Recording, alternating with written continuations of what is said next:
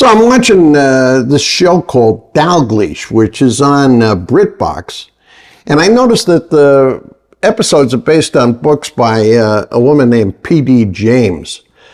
Even though I'm kind of a fan of lady British mystery writers, you know, people like Agatha Christie and Josephine Tey, I had just never picked up a book by P.D. James.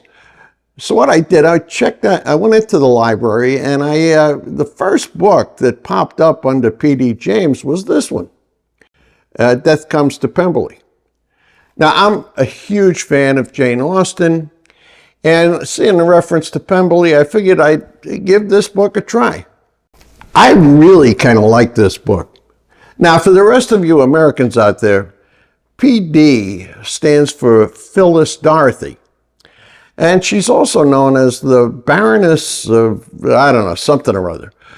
When she got the big promotion to Baroness, she actually ended up becoming a member of the House of Lords. But back to the book, Death Comes to Pemberley. It continues the story of Pride and Prejudice. It visualizes Elizabeth Bennet and Mr. Darcy living at his estate, Pemberley. On the night before a big ball, there's a murder. And the book tracks the investigation and the follow-up trial. The characters in the book included a lot of the ones that you saw in Pride and Prejudice. You know, people like Mr. Bingley, his wife Jane, who happens to be Elizabeth's big sister, and there's also her other sister, Lydia, and her husband, the worthless Mr. Wickham.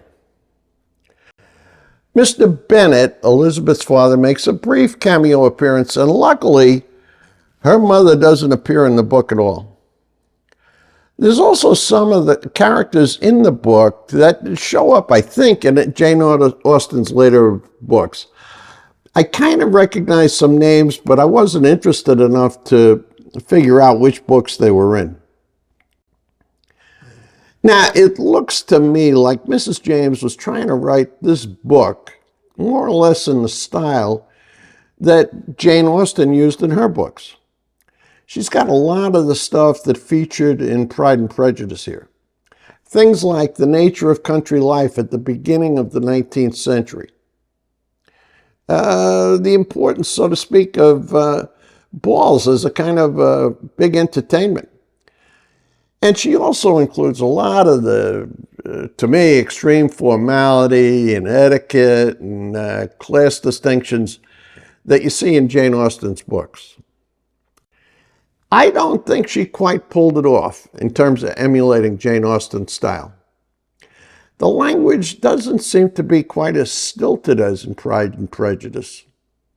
And I think, except in a few places, she didn't manage to match the way Jane Austen could tell a story in a really, really concise way.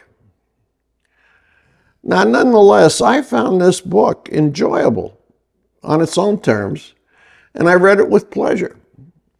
I think you might too. See you next week.